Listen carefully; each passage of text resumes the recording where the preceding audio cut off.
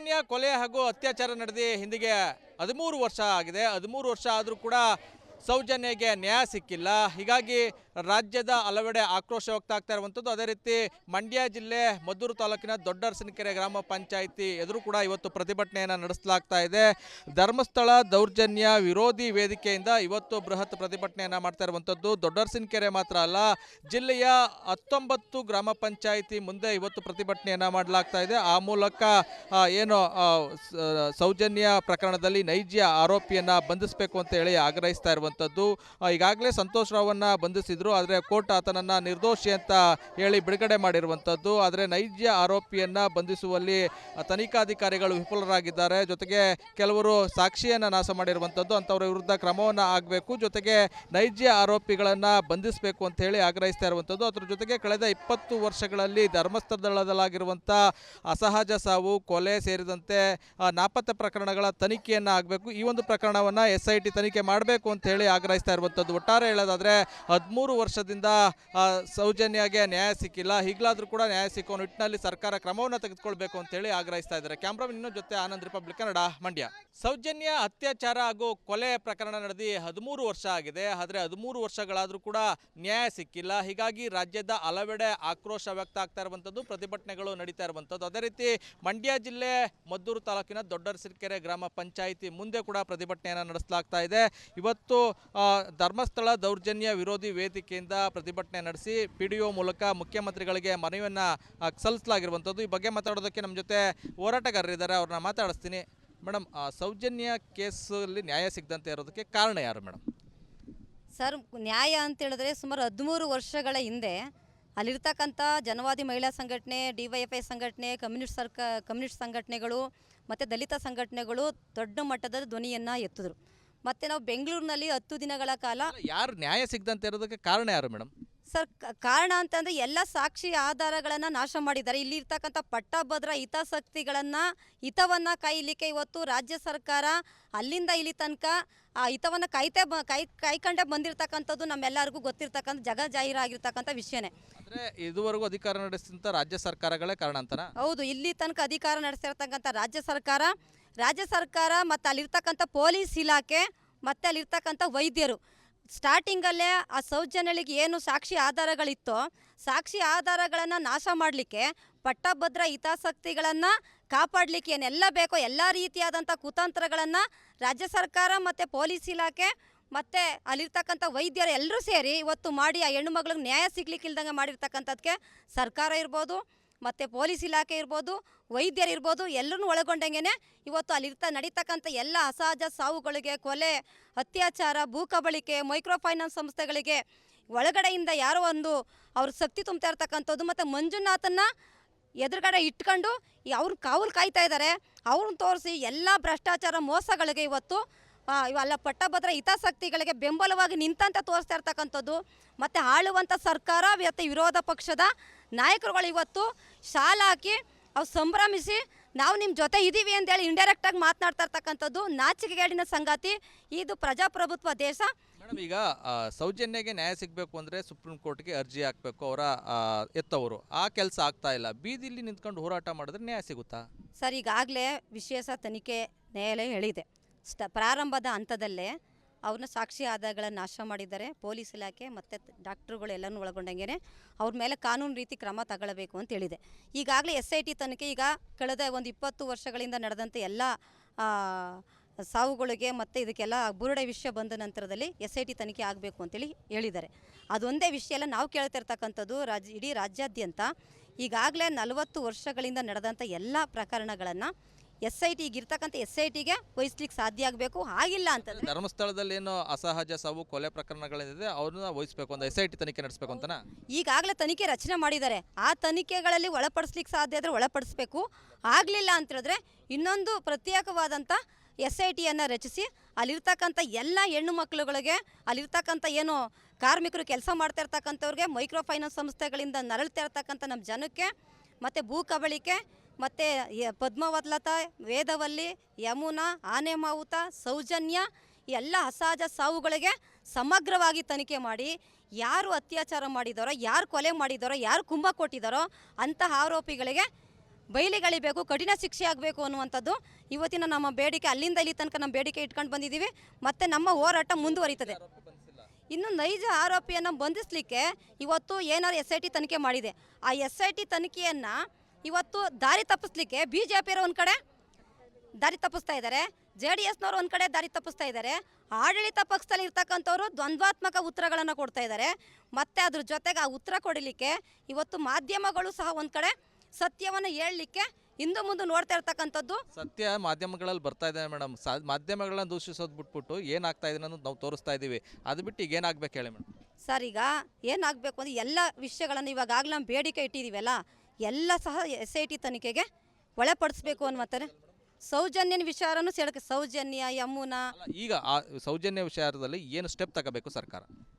ಸೌಜನ್ಯ ವಿಚಾರದಲ್ಲಿ ಮತ್ತೆ SITಯನ್ನು ರಚನೆ ಮಾಡಬೇಕು. ಯಾರು ಕೊಲೆ ಮಾಡಿರ್ತಕ್ಕಂಥವ್ರು, ಅತ್ಯಾಚಾರ ಮಾಡಿರ್ತಕ್ಕಂಥವ್ರು ಮತ್ತು ಸಾಕ್ಷಿ ಆಧಾರಗಳನ್ನು ನಾಶ ಮಾಡಿದಂಥವ್ರ ಮೇಲೆ ಕಾನೂನು ರೀತಿ ಕ್ರಮ ತಗೊಳ್ಬೇಕು. ಎಲ್ಲಿ ಎಡವಿದೆ ಸರ್ಕಾರ, ಎಲ್ಲಿ ಅಧಿಕಾರಿಗಳು ಎಡವಿದ್ದಾರೆ, ಎಲ್ಲಿ ಪೊಲೀಸ್ ಇಲಾಖೆ ಎಡವಿದೆ, ಎಲ್ಲಿ ವೈದ್ಯರು ಎಡವಿದ್ದಾರೆ, ಯಾವ ತನಿಖೆ ಮಾಡಿದಂಥ ಅಧಿಕಾರಿಗಳು ಅಲ್ಲಿ ಯಾವಾಗ ಎಡವಿದ್ದಾರೆ, ಅದೆಲ್ಲ ಸಮಗ್ರ ತನಿಖೆ ಮಾಡಿದ್ರೆ SIT ಮುಖಾಂತರ ಅದೆಲ್ಲ ಹೊರಗಡೆ ಬರ್ತದೆ ಸರ್. ಅದು ಒಟ್ಟಾರೆ ಸೌಜನ್ಯ ಕೇಸ್ನಲ್ಲಿ ಸಾಕಷ್ಟು ತಪ್ಪುಗಳಾಗಿವೆ, ಜೊತೆಗೆ ನೈಜ ಆರೋಪಿಗಳನ್ನು ಬಂಧಿಸಿಲ್ಲ, ಸಾಕ್ಷಿ ನಾಶವಾಗುವಂಥ ಕೆಲಸವನ್ನು ಮಾಡಲಾಗಿದೆ. ಅಂಥವ್ರ ವಿರುದ್ಧ ಕ್ರಮವನ್ನು ತೆಗೆದುಕೊಳ್ಬೇಕು. ಆ ಮೂಲಕ ಏನು ಸೌಜನ್ಯಗೆ ನ್ಯಾಯ ಕೊಡಿಸ್ಬೇಕು ಅಂತ ಹೇಳಿ ಆಗ್ರಹಿಸ್ತಾ ಇರುವಂಥದ್ದು. ಕ್ಯಾಮ್ರಾಮನ್ ಇನ್ನೋ ಜೊತೆ ಆನಂದ್, ರಿಪಬ್ಲಿಕ್ ಕನ್ನಡ, ಮಂಡ್ಯ. ಸೌಜನ್ಯ ಕೊಲೆ ಹಾಗೂ ಅತ್ಯಾಚಾರ ನಡೆದು ಹಿಂದಿಗೆ 13 ವರ್ಷ ಆಗಿದೆ. 13 ವರ್ಷ ಆದರೂ ಕೂಡ ಸೌಜನ್ಯಗೆ ನ್ಯಾಯ ಸಿಕ್ಕಿಲ್ಲ. ಹೀಗಾಗಿ ರಾಜ್ಯದ ಹಲವೆಡೆ ಆಕ್ರೋಶ ವ್ಯಕ್ತ ಇರುವಂಥದ್ದು. ಅದೇ ರೀತಿ ಮಂಡ್ಯ ಜಿಲ್ಲೆ ಮದ್ದೂರು ತಾಲೂಕಿನ ದೊಡ್ಡರಸಿನಕೆರೆ ಗ್ರಾಮ ಪಂಚಾಯಿತಿ ಎದುರು ಕೂಡ ಇವತ್ತು ಪ್ರತಿಭಟನೆಯನ್ನು ನಡೆಸಲಾಗ್ತಾ ಇದೆ.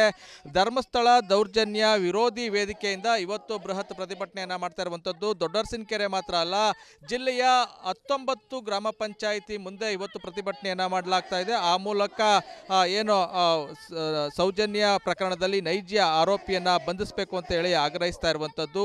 ಈಗಾಗಲೇ ಸಂತೋಷ್ ರಾವನ್ನ ಬಂಧಿಸಿದ್ರು, ಆದರೆ ಕೋರ್ಟ್ ಆತನನ್ನು ನಿರ್ದೋಷಿ ಅಂತ ಹೇಳಿ ಬಿಡುಗಡೆ ಮಾಡಿರುವಂಥದ್ದು. ಆದರೆ ನೈಜ ಆರೋಪಿಯನ್ನು ಬಂಧಿಸುವಲ್ಲಿ ತನಿಖಾಧಿಕಾರಿಗಳು ವಿಫಲರಾಗಿದ್ದಾರೆ. ಜೊತೆಗೆ ಕೆಲವರು ಸಾಕ್ಷಿಯನ್ನು ನಾಶ ಮಾಡಿರುವಂಥದ್ದು. ಅಂಥವ್ರ ವಿರುದ್ಧ ಕ್ರಮವನ್ನು ಆಗಬೇಕು, ಜೊತೆಗೆ ನೈಜ ಆರೋಪಿಗಳನ್ನು ಬಂಧಿಸಬೇಕು ಅಂತ ಹೇಳಿ ಆಗ್ರಹಿಸ್ತಾ ಇರುವಂಥದ್ದು. ಅದ್ರ ಜೊತೆಗೆ ಕಳೆದ 20 ವರ್ಷಗಳಲ್ಲಿ ಧರ್ಮಸ್ಥಳದಲ್ಲಾಗಿರುವಂಥ ಅಸಹಜ ಸಾವು, ಕೊಲೆ ಸೇರಿದಂತೆ ನಾಪತ್ತೆ ಪ್ರಕರಣಗಳ ತನಿಖೆಯನ್ನು ಆಗಬೇಕು. ಈ ಒಂದು ಪ್ರಕರಣವನ್ನು SIT ತನಿಖೆ ಮಾಡಬೇಕು ಅಂತ ಹೇಳಿ ಆಗ್ರಹಿಸ್ತಾ ಇರುವಂಥದ್ದು. ಒಟ್ಟಾರೆ ಹೇಳೋದಾದರೆ 13 ವರ್ಷದಿಂದ ಸೌಜನ್ಯಗೆ ನ್ಯಾಯ ಸಿಕ್ಕಿಲ್ಲ. ಈಗಲಾದರೂ ಕೂಡ ನ್ಯಾಯ ಸಿಕ್ಕೋ ನಿಟ್ಟಿನಲ್ಲಿ ಸರ್ಕಾರ ಕ್ರಮವನ್ನು ತೆಗೆದುಕೊಳ್ಬೇಕು ಅಂತ ಹೇಳಿ ಆಗ್ರಹಿಸ್ತಾ ಇದ್ದಾರೆ. ಕ್ಯಾಮ್ರಾಮನ್ ಇನ್ನೊಂದು ಜೊತೆ ಆನಂದ್, ರಿಪಬ್ಲಿಕ್ ಕನ್ನಡ, ಮಂಡ್ಯ.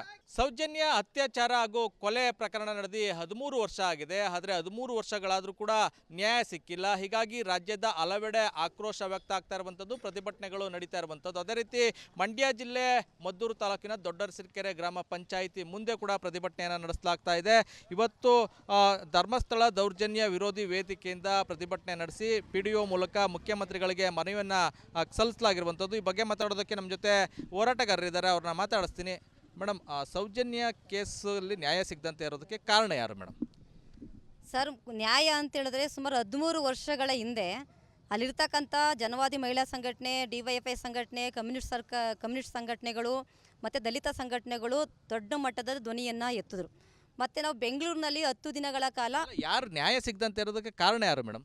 ಸರ್, ಕಾರಣ ಅಂತಂದರೆ ಎಲ್ಲ ಸಾಕ್ಷಿ ಆಧಾರಗಳನ್ನು ನಾಶ ಮಾಡಿದ್ದಾರೆ. ಇಲ್ಲಿ ಇರ್ತಕ್ಕಂಥ ಪಟ್ಟಭದ್ರ ಹಿತವನ್ನು ಕಾಯಲಿಕ್ಕೆ ಇವತ್ತು ರಾಜ್ಯ ಸರ್ಕಾರ ಅಲ್ಲಿಂದ ಇಲ್ಲಿ ತನಕ ಆ ಹಿತವನ್ನು ಕಾಯ್ಕೊಂಡೇ ಬಂದಿರತಕ್ಕಂಥದ್ದು ನಮ್ಮೆಲ್ಲರಿಗೂ ಗೊತ್ತಿರ್ತಕ್ಕಂಥ ಜಗಜಾಹೀರಾಗಿರ್ತಕ್ಕಂಥ ವಿಷಯನೇ. ಅಂದರೆ ಇದುವರೆಗೂ ಅಧಿಕಾರ ನಡೆಸಿದಂಥ ರಾಜ್ಯ ಸರ್ಕಾರಗಳೇ ಕಾರಣ ಅಂತನಾ? ಹೌದು, ಇಲ್ಲಿ ತನಕ ಅಧಿಕಾರ ನಡೆಸಿರ್ತಕ್ಕಂಥ ರಾಜ್ಯ ಸರ್ಕಾರ ಮತ್ತು ಅಲ್ಲಿರ್ತಕ್ಕಂಥ ಪೊಲೀಸ್ ಇಲಾಖೆ ಮತ್ತು ಅಲ್ಲಿರ್ತಕ್ಕಂಥ ವೈದ್ಯರು ಸ್ಟಾರ್ಟಿಂಗಲ್ಲೇ ಆ ಸೌಜನ್ಯಳಿಗೆ ಏನು ಸಾಕ್ಷಿ ಆಧಾರಗಳಿತ್ತೋ ಸಾಕ್ಷಿ ಆಧಾರಗಳನ್ನು ನಾಶ ಮಾಡಲಿಕ್ಕೆ, ಪಟ್ಟಭದ್ರ ಹಿತಾಸಕ್ತಿಗಳನ್ನು ಕಾಪಾಡಲಿಕ್ಕೆ ಏನೆಲ್ಲ ಬೇಕೋ ಎಲ್ಲ ರೀತಿಯಾದಂಥ ಕುತಂತ್ರಗಳನ್ನು ರಾಜ್ಯ ಸರ್ಕಾರ ಮತ್ತು ಪೊಲೀಸ್ ಇಲಾಖೆ ಮತ್ತು ಅಲ್ಲಿರ್ತಕ್ಕಂಥ ವೈದ್ಯರು ಎಲ್ಲರೂ ಸೇರಿ ಇವತ್ತು ಮಾಡಿ ಆ ಹೆಣ್ಣು ಮಗಳಿಗೆ ನ್ಯಾಯ ಸಿಗ್ಲಿಕ್ಕಿಲ್ದಂಗೆ ಮಾಡಿರ್ತಕ್ಕಂಥದ್ದಕ್ಕೆ ಸರ್ಕಾರ ಇರ್ಬೋದು, ಮತ್ತು ಪೊಲೀಸ್ ಇಲಾಖೆ ಇರ್ಬೋದು, ವೈದ್ಯರು ಇರ್ಬೋದು, ಎಲ್ಲರೂ ಒಳಗೊಂಡಂಗೆ ಇವತ್ತು ನಡೀತಕ್ಕಂಥ ಎಲ್ಲ ಅಸಹಜ ಸಾವುಗಳಿಗೆ, ಕೊಲೆ, ಅತ್ಯಾಚಾರ, ಭೂ ಕಬಳಿಕೆ, ಮೈಕ್ರೋ ಫೈನಾನ್ಸ್ ಸಂಸ್ಥೆಗಳಿಗೆ ಒಳಗಡೆಯಿಂದ ಯಾರೋ ಒಂದು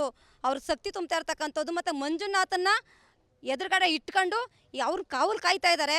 ಅವ್ರನ್ನ ತೋರಿಸಿ ಎಲ್ಲ ಭ್ರಷ್ಟಾಚಾರ ಮೋಸಗಳಿಗೆ ಇವತ್ತು ಇವೆಲ್ಲ ಪಟ್ಟಭದ್ರ ಹಿತಾಸಕ್ತಿಗಳಿಗೆ ಬೆಂಬಲವಾಗಿ ನಿಂತಂತ ತೋರಿಸ್ತಾ ಇರ್ತಕ್ಕಂಥದ್ದು. ಮತ್ತು ಆಳುವಂಥ ಸರ್ಕಾರ ಮತ್ತು ವಿರೋಧ ಪಕ್ಷದ ನಾಯಕರುಗಳು ಇವತ್ತು ಶಾಲೆ ಹಾಕಿ ಅವ್ರು ಸಂಭ್ರಮಿಸಿ ನಾವು ನಿಮ್ಮ ಜೊತೆ ಇದ್ದೀವಿ ಅಂತೇಳಿ ಇಂಡೈರೆಕ್ಟಾಗಿ ಮಾತನಾಡ್ತಾ ಇರ್ತಕ್ಕಂಥದ್ದು ನಾಚಿಕೆಗೇಡಿನ ಸಂಗತಿ. ಇದು ಪ್ರಜಾಪ್ರಭುತ್ವ ದೇಶ. ಮೇಡಮ್, ಈಗ ಸೌಜನ್ಯಗೆ ನ್ಯಾಯ ಸಿಗಬೇಕು ಅಂದರೆ ಸುಪ್ರೀಂ ಕೋರ್ಟ್ಗೆ ಅರ್ಜಿ ಹಾಕಬೇಕು, ಅವರ ಎತ್ತವರು ಆ ಕೆಲಸ ಆಗ್ತಾ ಇಲ್ಲ. ಬೀದಿಲಿ ನಿಂತ್ಕೊಂಡು ಹೋರಾಟ ಮಾಡಿದ್ರೆ ನ್ಯಾಯ ಸಿಗುತ್ತಾ? ಸರ್, ಈಗಾಗಲೇ ವಿಶೇಷ ತನಿಖೆ ನ್ಯಾಯಾಲಯ ಹೇಳಿದೆ, ಪ್ರಾರಂಭದ ಹಂತದಲ್ಲೇ ಅವ್ರನ್ನ ಸಾಕ್ಷಿ ಆಧಾರಗಳನ್ನು ನಾಶ ಮಾಡಿದ್ದಾರೆ. ಪೊಲೀಸ್ ಇಲಾಖೆ ಮತ್ತು ಡಾಕ್ಟ್ರುಗಳು ಎಲ್ಲನೂ ಒಳಗೊಂಡಂಗೆ ಅವ್ರ ಮೇಲೆ ಕಾನೂನು ರೀತಿ ಕ್ರಮ ತಗೊಳ್ಳಬೇಕು ಅಂತ ಹೇಳಿದೆ. ಈಗಾಗಲೇ SIT ತನಿಖೆ ಈಗ ಕಳೆದ ಒಂದು 20 ವರ್ಷಗಳಿಂದ ನಡೆದಂಥ ಎಲ್ಲ ಸಾವುಗಳಿಗೆ ಮತ್ತು ಇದಕ್ಕೆಲ್ಲ ಬುರುಡೆ ವಿಷಯ ಬಂದ ನಂತರದಲ್ಲಿ SIT ತನಿಖೆ ಆಗಬೇಕು ಅಂತೇಳಿ ಹೇಳಿದ್ದಾರೆ. ಅದೊಂದೇ ವಿಷಯ ಅಲ್ಲ, ನಾವು ಕೇಳ್ತಿರ್ತಕ್ಕಂಥದ್ದು ಇಡೀ ರಾಜ್ಯಾದ್ಯಂತ ಈಗಾಗಲೇ 40 ವರ್ಷಗಳಿಂದ ನಡೆದಂಥ ಎಲ್ಲ ಪ್ರಕರಣಗಳನ್ನು ಇರ್ತಕ್ಕಂಥ SITಗೆ ವಹಿಸ್ಲಿಕ್ಕೆ ಸಾಧ್ಯ ಆಗಬೇಕು. ಆಗಿಲ್ಲ ಅಂತಂದರೆ ಧರ್ಮಸ್ಥಳದಲ್ಲಿ ಏನು ಅಸಹಜ ಸಾವು ಕೊಲೆ ಪ್ರಕರಣಗಳಿದೆ ಅವ್ರನ್ನ ವಹಿಸಬೇಕು ಅಂತ SIT ತನಿಖೆ ನಡೆಸಬೇಕು ಅಂತನಾ? ಈಗಾಗಲೇ ತನಿಖೆ ರಚನೆ ಮಾಡಿದ್ದಾರೆ. ಆ ತನಿಖೆಗಳಲ್ಲಿ ಒಳಪಡಿಸ್ಲಿಕ್ಕೆ ಸಾಧ್ಯ ಆದರೆ ಒಳಪಡಿಸ್ಬೇಕು. ಆಗಲಿಲ್ಲ ಅಂತ ಹೇಳಿದ್ರೆ ಇನ್ನೊಂದು ಪ್ರತ್ಯೇಕವಾದಂಥ SITಯನ್ನು ರಚಿಸಿ ಅಲ್ಲಿರ್ತಕ್ಕಂಥ ಎಲ್ಲ ಹೆಣ್ಣು ಮಕ್ಕಳುಗಳಿಗೆ, ಅಲ್ಲಿರ್ತಕ್ಕಂಥ ಏನು ಕಾರ್ಮಿಕರು ಕೆಲಸ ಮಾಡ್ತಾ ಇರ್ತಕ್ಕಂಥವ್ರಿಗೆ, ಮೈಕ್ರೋ ಫೈನಾನ್ಸ್ ಸಂಸ್ಥೆಗಳಿಂದ ನರಳ್ತಾ ಇರ್ತಕ್ಕಂಥ ನಮ್ಮ ಜನಕ್ಕೆ, ಮತ್ತು ಭೂ ಕಬಳಿಕೆ, ಮತ್ತು ಪದ್ಮಾವತ್ಲತಾ, ವೇದವಲ್ಲಿ, ಯಮುನಾ, ಆನೆ ಮಾವುತ, ಸೌಜನ್ಯ ಎಲ್ಲ ಅಸಹಜ ಸಾವುಗಳಿಗೆ ಸಮಗ್ರವಾಗಿ ತನಿಖೆ ಮಾಡಿ ಯಾರು ಅತ್ಯಾಚಾರ ಮಾಡಿದಾರೋ, ಯಾರು ಕೊಲೆ ಮಾಡಿದಾರೋ, ಯಾರು ಕುಂಭ ಕೊಟ್ಟಿದ್ದಾರೋ ಅಂತಹ ಆರೋಪಿಗಳಿಗೆ ಬಯಲಿಗಳಿಬೇಕು, ಕಠಿಣ ಶಿಕ್ಷೆ ಆಗಬೇಕು ಅನ್ನುವಂಥದ್ದು ಇವತ್ತಿನ ನಮ್ಮ ಬೇಡಿಕೆ. ಅಲ್ಲಿಂದ ಇಲ್ಲಿ ತನಕ ನಮ್ಮ ಬೇಡಿಕೆ ಇಟ್ಕೊಂಡು ಬಂದಿದ್ದೀವಿ. ಮತ್ತು ನಮ್ಮ ಹೋರಾಟ ಮುಂದುವರಿತದೆ. ಇನ್ನು ನೈಜ ಆರೋಪಿಯನ್ನು ಬಂಧಿಸಲಿಕ್ಕೆ ಇವತ್ತು ಏನಾದ್ರು SIT ತನಿಖೆ ಮಾಡಿದೆ. ಆ SIT ತನಿಖೆಯನ್ನು ಇವತ್ತು ದಾರಿ ತಪ್ಪಿಸ್ಲಿಕ್ಕೆ BJPಯವರು ಒಂದು ಕಡೆ ದಾರಿ ತಪ್ಪಿಸ್ತಾ ಇದ್ದಾರೆ, JDSನವರು ಒಂದು ಕಡೆ ದಾರಿ ತಪ್ಪಿಸ್ತಾ ಇದ್ದಾರೆ, ಆಡಳಿತ ಪಕ್ಷದಲ್ಲಿ ಇರ್ತಕ್ಕಂಥವ್ರು ದ್ವಂದ್ವಾತ್ಮಕ ಉತ್ತರಗಳನ್ನು ಕೊಡ್ತಾ ಇದ್ದಾರೆ.